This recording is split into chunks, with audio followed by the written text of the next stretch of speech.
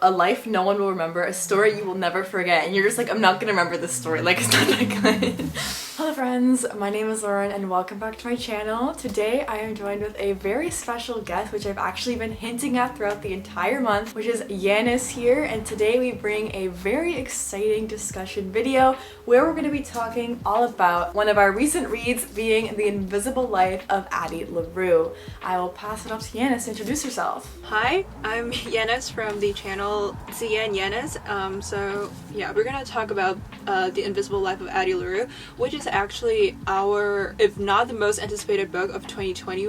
So it's interesting to kind of discuss about this. I feel like many people already know what The Invisible Life by Addie LaRue is about, but if you don't, it follows Addie LaRue, who is our main character, and she was born in the 17th century. She just doesn't want to be that typical girl who marries and that's the entire life. In very desperate times, she made a deal with the darkness. The deal is that she can live forever, but the catch is she will be forgotten whenever she meets someone else. But 300 years later, in 2014, I believe it is, she gets remembered by someone for the very first time, seemingly out of the blue. And so the story kind of is like, why does this one person remember her? What is special about them? Does the devil dude know what's going on? Like all these kinds of questions there. And it just makes her a very interesting story to see how like this curse takes form throughout the book and how we follow Addie over her 300 plus years of living. So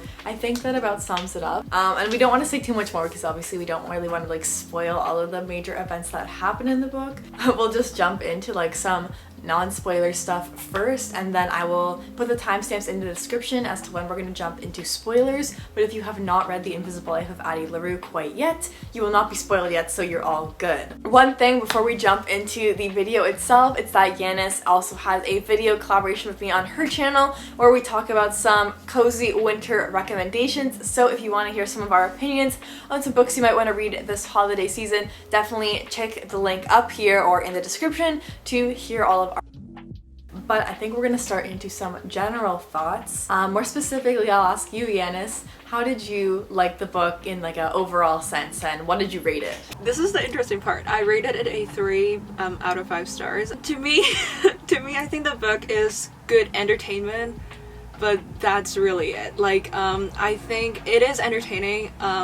When I was reading it, I was definitely very intrigued by the book, but it's like there's a very specific character that I'm just kind of like, I don't really care that much. So for that character, it really kind of hindered my reading experience. I guess we'll talk more about that later. But yeah, I think it's good overall. The writing is really nice to read. It's just not something that I think I will remember for a very long time, or even it's not it's not going to be one of my all-time favorite. Okay. I hope I didn't hurt your feelings though. No, it's okay. No, just because I know one of the things on the back of the book that's like in big gold font, it's like a life no one will remember, a story you will never forget, and you're just like, I'm not gonna remember this story, like it's not that good. And then one of the big themes in the book is like remembering and how important it is to like leave a mark on the world. So I find that just so funny. So I'm sorry, but that's a totally valid opinion to have. My opinion is a little bit different. I loved the book, and we'll go into like more specifics later, but I really enjoyed this book. I gave it a 5 out of 5 stars, and I think, however, I might be slightly biased because I went into this book with such high expectations. Like I kind of felt that this was going to be a 5-star book, and while I think I've also definitely figured out how to separate feelings from facts in terms of reviewing something, I can't necessarily say that I'm entirely 100% reviewing this for the book it is, because I was just so excited for it. However, I really did enjoy this book a lot more than I think I would, honestly, even though it took me like a month and a half to get through. But overall, I really enjoyed it, and I would recommend it, so I'll just leave it at that to get us started off with. I'm glad you like it though. I really enjoyed it. I don't know. I think I haven't really been able to get into Victoria Schwab's like young adult or middle grade book, but from the Shades of Magic and then now Addie LaRue, I'm really liking her adult writing a lot. So I think I probably need to stick more to her adult writing more than the other types of books she writes. Yeah, you still haven't read Vicious, right? No, I have not read Vicious. I need to. I know. Yeah. I know. I feel like for someone who has read Vicious and Vengeful as well, I still think that Vicious is her best book in terms of like adult books. So I don't know, it's your opinion. It is good, but it's very different from her other books. Even in terms of writing, it definitely has a more adult kind of feeling and setting to it. There's just something missing for me. I guess I will just kind of transition into my next question. How did you like the writing, and did you like the pace of the book? Okay, yeah, the writing is poetic. Like, it's just almost like factual. Everyone thinks agrees on it. I think the pacing was alright because I think it is a pretty fast-paced book.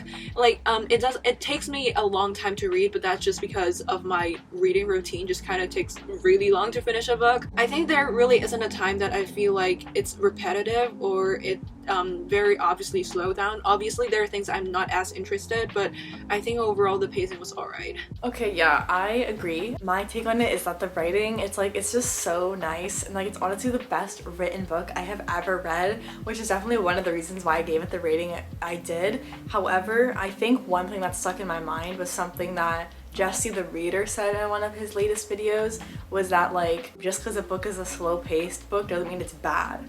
And so to me, like obviously I want to read a fast-paced book because then I can finish it faster and move on to the next thing and feel productive in my reading life. Especially I have not been reading a lot lately, but the fact that this book was slow-paced, I feel fits kind of how the story like was meant to be written. I don't really know how to describe it, but I feel like if this book was fast-paced, it would not have been as enjoyable for me as it was, even though it took me a month and a half to read, which is a pretty long time to finish a book and give it such a high rating anyways. But I really enjoyed how the slow pacing worked and how you could kind of read a few pages here and there and still just be as absorbed in the story, at least on my end. How did your original expectations compare to like your final thoughts on the book? Because as you said like in the intro, like it was one of our most anticipated reads for like the whole year.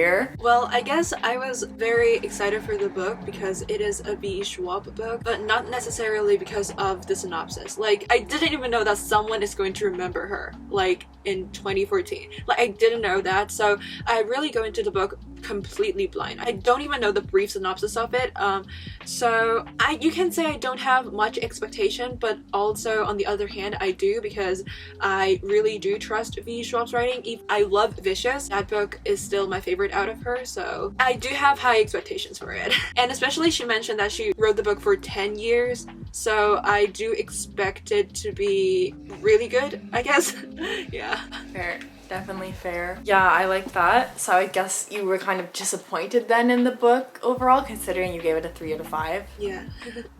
Fair. What about you? Well, I kind of mentioned this already, but I was really looking forward to this book, and I didn't really know what to expect with this book, but I kind of was like, oh my god, like this book sounds so good, it's getting so much hype, it's gonna be 5 out of 5 stars for sure. And I went in with the book with the thought that it was gonna be 5 out of 5 stars, so that original like idea of what the book was gonna be like stuck in my mind. So I definitely think there were slower parts in the book, or parts I might have even been bored or like waiting for something to happen, but I think just once you finish the story, for me, everything just came like so full circle, and I really just enjoyed the overall experience. And one of the major thoughts that I had after reading the book was like, I can't believe I'm never going to be able to read this for the first time again. Like, I just enjoyed it so much, and like the process of reading it. So originally I came in with it expecting it to be a 5 out of 5 stars, and yes, it was 5 out of 5 stars in the end, but like I think the journey I expected it to take me on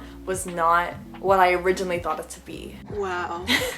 That's a very inspiring speech. Wow, thank you. Thank you. I can't really relate, but I like how you put it. Thank you. Is there anything in the book, without mentioning too many spoilers, which we can get into later, but like just generally speaking, did you have a favorite character in the book? Yes, I do. It would be the Darkness. The Darkness. I think his name is Luke. He is kind of like a devil, but also not. The reason why I like him is because he is the monster character in the book, and I trust VE Schwab with her monsters. I have like this very specific trope that I really like, is how, this may be spoiler. Okay, I'm not gonna talk too much.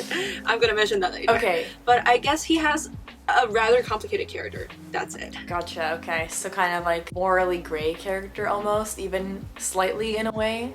Yeah, those characters are always very interesting to read about. Yes. For me, I'm just gonna go hands down with Addie LaRue herself. I loved her. I thought she was a great protagonist for this book, and I just love how like her story unfolded. And I know that's partly like the narrator, but I just loved like all of her interactions with everyone and just her thought process behind things. So I just really loved hearing the story from her, like her point of view, and I just found it really, really interesting. So I definitely think that she's my favorite character, and I could talk like more specifics later on, but definitely Addie LaRue herself. I know you mentioned that you have a character you don't like, and I honestly don't think I didn't like any of the characters, so I'm very interested to hear more about that in a second when we jump into the spoilers. But one more question that I just have for the non-spoiler section here is that, no, the book was like alright for you, but was there anything, I'm gonna bring on my inner English teacher here, was there any theme or message that you took out of this book that you think was good, or anything significant, anything like that? There are themes that were discussed in the book that I think would be interesting. This is not spoiler, I think. It's like how Addie lives for 300 years and she went through so many things. Like, I think she went through like the French Revolution and the 2 World Wars and also the Cold War or something. I'm a history student, so I'm sorry. Yeah, I thought it would going to be I thought it's going to have more impact on her, but I don't think it does, because there's 2 timelines in the book and both of the timelines has very similar narrative. So that is kind of interesting, because I thought it's going to talk about how like always being forgotten is going to mess with her mind, or how it's going to affect her, but it's not very deep in that theme. I think the theme that I took out of it was just like the generic like live in the moment kind of thing, or seize like every opportunity to do things. And I think especially since I've been missing out on doing basic things that I could do like before, I think that was that message that especially took out of that book, because especially that Addie lives for so long and is like all by herself basically. She has to learn to like just appreciate life for as it is, and takes all these opportunities. And then with like another theme in the book about how like time is very important and stuff, I just thought that message was really reiterated a lot, and I honestly resonated with that a lot as well. There's a scene, I'm not going to go much detail in it, but there's this scene where Addie is always very marveled at the newest inventions, newest thing. I just like how she always appreciates the newest thing. Like, she has this appreciation for performing arts, or just arts in general. I find it very fascinating. I think that's a very interesting side of her character, and also really like fits with it as well. So that's going to close off the non-spoiler section. So if you have not read The Invisible Life of Addie LaRue, go watch it, or not watch it, like go read it, and then come back and join us for the spoiler part of this discussion, because I think we're both just like ready to like just let it all out. We will be jumping into that now, so if you don't want to get spoiled, sign off now, because we will be jumping into spoilers. We'll just jump right in. What was the scene you're talking about just now? Yes, I don't think it's that much of a spoiler, but it's the opera scene when she was in the opera, and then Luke, I think it is in 2014 or something, and then when he mentioned the scene to her again, he was like, when I look at you in the opera house, I know I lose. And that just kind of touched me in another way. Like, yeah, it just kind of touches me, because even Luke knows that Addie is not going to die. Like, she's not going to surrender. I really liked also, I think she said that like however many years later, when she's able to like listen to the songs like on her own, like I don't remember if it's like on a record or iPod or whatever it is, but she was like so happy, but like it never replaced the feeling of that first time. And so I was like, that's like very interesting. It just like shows how like the different experiences throughout her life. I really liked that. Okay, I have a question here. It's very, very important. Did you cry in the book? Because I know this book has a reputation for making people cry in the end. Did you cry?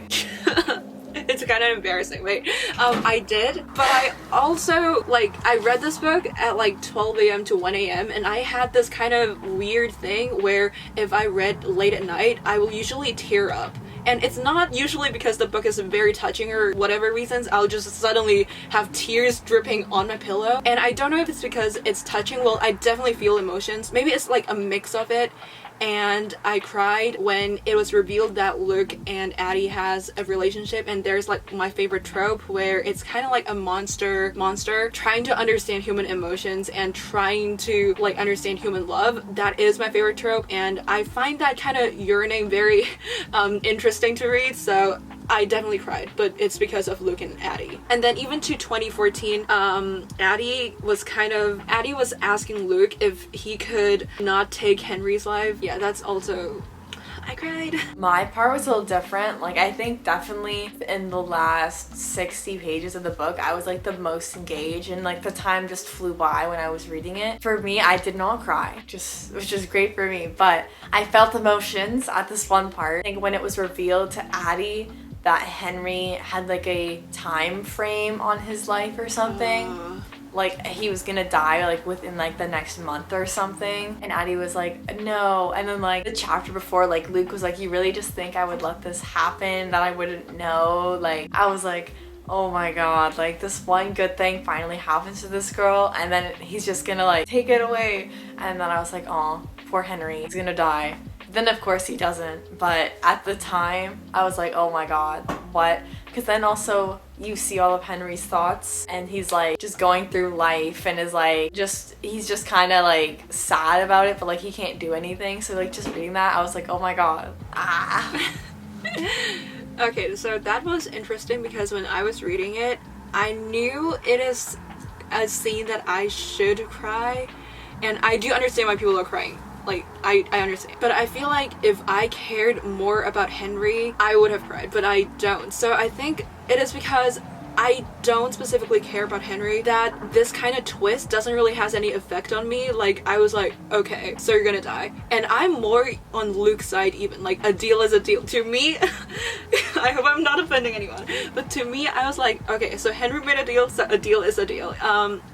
Because I feel like I don't get attached to their relationship as much, so I don't specifically care about the ending. And I feel like a lot of it really relies whether you like Henry or not in the book. I hope it makes sense. It's a very fair point. I never actually thought of it like that. And can I go a little off tangent about the romance in the book? Sure. Because like, I'm sorry, I have so many opinions. What do you think about Addie and Henry's romance? I'm kind of curious. Like, do you think it's well written, do you think? I enjoyed it, yes. At first, I found it weird because I was like, okay, Addie, you only like Henry because he remembers you. Like, that's the only reason. And of course, it's a very valid reason, don't get me wrong. But, like, it's not like she had any other options, really, other than Luke. But, like, he doesn't really count because, like, he's not even a human, so whatever. So I was like, okay, like, he's the only one. He's, the only option for you, really. And so I think that was, like, maybe the only downside of the romance for me was just the fact that he was the only one for her because he's been the only person that remembers her. But then I think when it was revealed that, like, what Henry's curse was, I think it made a lot more sense to me as to why Henry took a liking to her and then she took a liking to him. And I just found, like, the way, like, since he had a curse and, like, it just kind of fit perfectly. And so then I think from there outward, like, I liked their relationship a lot more because I felt like it was more realistic in the story. Obviously not realistic in like real life, but just for the story's sake. So I enjoyed it, and then I enjoyed seeing like their adventures and things like that. So I was very invested in their relationship, I would say, and I wanted them to end up together in the end. So that's why everything, like in the end when he was gonna die and then Luke was like secretly like, you thought I would let this happen, like I was like really invested in making sure Henry did not die. So that's why I was like very emotional during that part. So that's my take on it. Okay, understandable. How about you? Yeah, that's a very interesting point to look at, but I feel like a lot of their relationship is based on the fact that, like you said, Henry is the only person Addie can remember Addie. I think that is such a huge foundation to their relationship that I don't feel any chemistry between them, kind of. And I feel like the two of them are very, like, codependent. I don't feel like it's romance. At a point, like earlier in the book, I feel like they're better off being best friends, but then it's turn into romance. So I'm not very on board with the romance. So I think that is the reason why I just kind of don't really care about the ending and the plot overall. I see that for sure.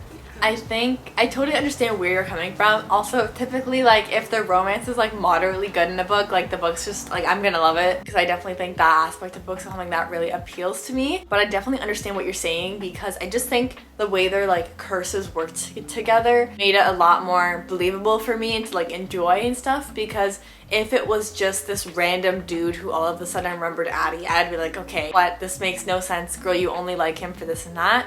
But then the fact that I think they both had an emotional tie, because one, on Henry's side of things, like, he has been seen as this person before his curse who was like not enough, or he felt himself to be not enough. But then after his curse, it's like everyone sees only what they want to see. No one actually sees who he is. And then Addie, since the only thing she wants is to be remembered, none of the other characteristics of a person really mattered to her. So the way that she was able to see him for who he was, and he was able to see her for who she was, I think kind of like was perfect, because they both have been lacking having someone really see who they are. And so I think having that emotional tie to that, I think, was also something that made it more believable for me.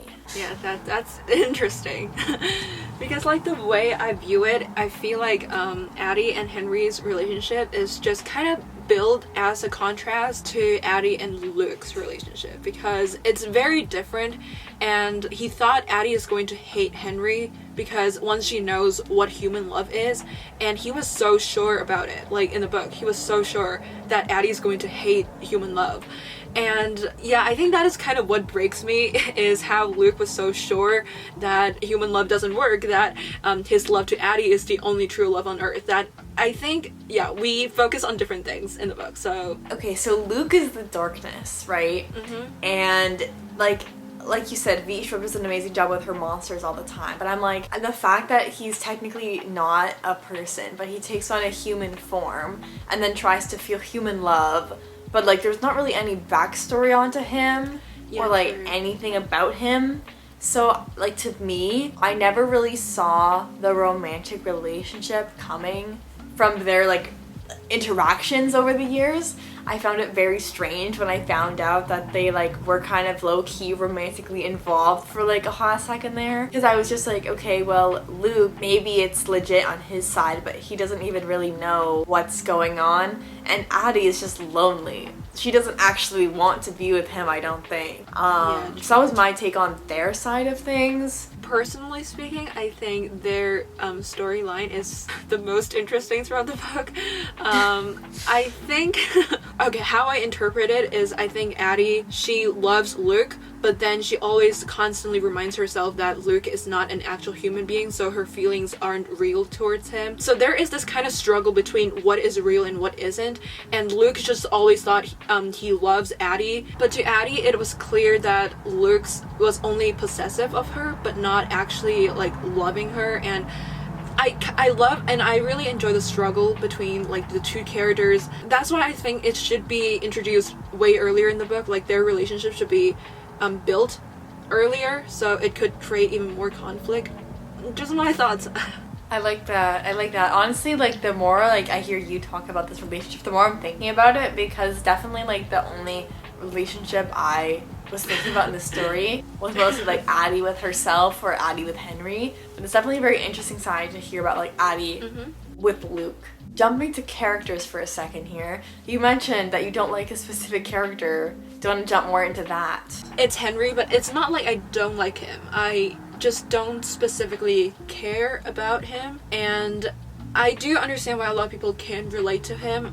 I feel like I'm either not at that point in life, or I just don't connect with him. But I feel like even if I don't relate to a character, I think it wouldn't cause me to not like a book. But I feel like what really makes me kind of disconnect with his character is really the romance. Like, I can't feel the chemistry, so yeah. I don't really have anything against his character. It's more like how it's being written. I don't hate him, I just don't care that much. For me, about his character, I liked him a lot because I kind of touched on this already, but I think this was like before we figure out what his curse is, so it kind of makes a lot of sense. But he's just like worried about wasting time and stuff. And I think the saying like ignorance is bliss or something is where like you realize how important that is, almost, because like if you know when you're gonna die, you're gonna be like so sensitive about like everything you do in life. So like if I were to die in 3 days, I'm gonna take life a whole lot differently than I would if I don't know when I'm gonna die, even if I'm still going to die in 3 days. Like, but since he knows he's gonna die like within a year or something, everything he does has to seem like with purpose or something, or else he's just wasting the little time he has left. And so I thought that was especially interesting in the book, and especially before we learn what his curse is, like seeing his like internal struggle throughout the book. I don't know, I thought that was cool. So I don't know, like I think I relate to him just in a way of like wasting time and like wanting the most out of life. Like I found that very prevalent in his character and something that I also just feel as well. So I think I related to him more in that sense, but then I still like Addie more. Okay, that makes a lot of sense. I also like Addie. I think she's a very cool character. I just wish there is more difference. Like I just wish the voices between the 300 years has more differences rather than it sounds very similar right now. Like you can't feel like she is a 300 years old grandma and she still sounds like a teenager. Like that's true. It's kind of weird, but yeah. I know her body was like, she was like 23, I think it was, or early 20s, I believe, and the curse happened, and so her like physical appearance stayed at like 23 or whatever. And so I definitely think that like knowing how she looked, even without like actually knowing how she looked, played into like my mind of like how she's acting a certain way. But now that you point that out, I definitely understand that, because I don't think she goes through the world with a lot of wisdom. I think she just goes through the world learning to appreciate life more, and I think like hence that's why she just moves on to like new people, new countries, new clothes. Like she doesn't really have an attachment to anything, because really like with the curse, like she can't, but she's also learned like the other sides of beauties of life that she can do, and like how ideas are more powerful than like, I forget what the quote is, but do you know the quote I'm talking about, where it's like an idea is like so powerful because you can influence so many people with an idea without you ever actually doing anything. Okay, so when in the book would you say that there was ever like a part in the book where you didn't like reading it, or like when was the most climactic point for you in reading it, or anything like that? The most exciting part, like I said, is Addie. Like when we found out that Addie and Luke were once had a romantic relationship, that was the part that I'm interested in, because I love that kind of trope, so it only makes sense for me to like it. I also like Luke's kind of messed up sense of morals. Like I kind of want to root for him because I understand why he loves Addie, but I also just do not agree with why he loves her and a lot of things he said. So it's kind of like the conflict, and I love like his gray morality. Maybe it's not even gray, maybe it's black, but you get the point. Yes, I do get it, yeah. I think like having a short story from like Luke's perspective, or like a chapter, would be something that would be very interesting to read from. I remember one of my theories about the book was that like Henry was somehow like a creation of Luke, which I guess is kind of true because he had a curse. But there was one line in the book where Addie said about Henry's eyes, how they were like the brightest shade of green she's ever seen them or something. And I was like, that's a very weird observation, considering you always make that observation about Luke. And so originally I thought like Henry was gonna like betray her in the end, but then it was kind of Luke. But like his reasons were there, but they were also really messed up. So I don't know. The whole story I just found very interesting. And there is also the line where when Luke met Henry, like when Henry and Addie went on a date, and then Luke came into the restaurant and then told Addie that, oh, you really had a type. That one just hits differently because they look very similar, I guess. Because she had that like childhood vision of who she wanted her like husband to be, or friend. I couldn't remember who it is. But then like Luke took on that form. But then there was that singer guy, Toby, I think his name was, who apparently looked similar. So I guess she does have a type. So there's just that. Is there any closing remarks you want to make, or any like last takeaway you want to mention before we close off the video? Yes. I remember when I was reading the first, maybe like half of the book, I was really impressed by the relationship introduced in the book. I really like the relationship between Addie and Sam, and I really wish I can see more of that. Like, wait, who's Sam? Sam! How could you forget about her? The painter. There are so many painters in this book, like I'm not even kidding. She is a painter and her only girlfriend mentioned the book. Okay, was that mentioned like at the beginning? Because I kind of early in the Okay. book. Because I feel like we don't see VE Schwab's writing about sapphic relationships a lot, and yeah, I'm very interested in reading that. And I feel like Sam definitely needs more screen time in the book. I love reading about the two of them, so. Yeah, honestly, I don't even remember who you're talking about, so you're definitely right there. Yeah, that's, I guess, another thing about this book, too, is that I guess I don't really know the exact sexuality of every character, but the fact that, like, Addie has relationships with both, like, guys and girls, and it's, like, just a casual thing mentioned throughout the book, and same thing with Henry. I think it's, like, very interesting to read about, especially in such, like, a casual point of view. And so I really liked how VE Schwab explored, like, more than just her typical ways of, like, a heterosexual couple. Like, she has expanded into, like, covering more ground and, like, more types of people. Like, everyone in the first half of the book, everyone is so, like, no one is straight in the book, like, literally. I think Yeah. Robbie is gay, and then B, is that her name? Yeah. I think she's a lesbian, right? I think so. And then the two of them are, yeah. So that's a very interesting book.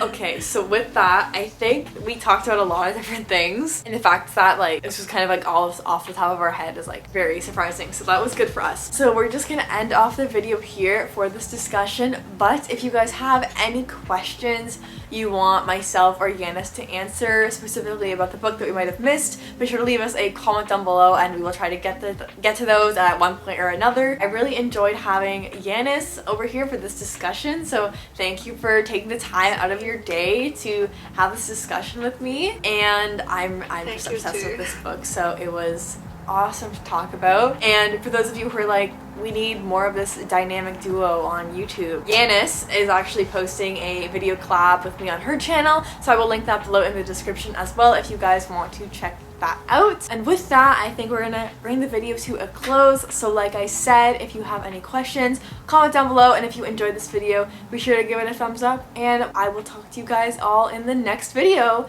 So until then, bye.